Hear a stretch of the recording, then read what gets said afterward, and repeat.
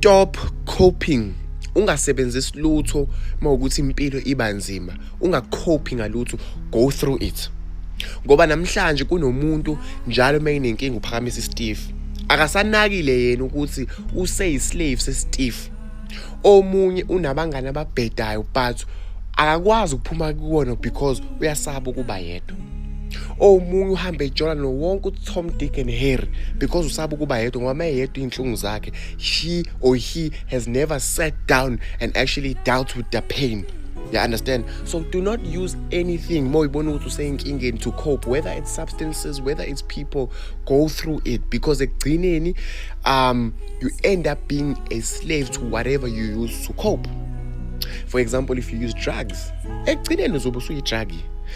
if you go around just letting people walk over you, whatever value you had will be gone by the time you realize it. For what?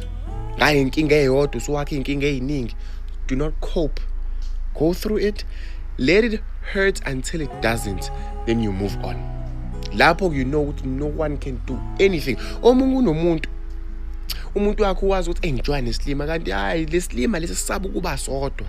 Ungamthuka umenze yonke into kodwa kusasa uzovuka athi baby ngoba yini uyasaba ukuba yedwa. Ngoba meyedwa kuvuka wonke amademon akhe angakaza aphenduka wabuka athi hey nini ngiyekeni ngegama la Jesu saki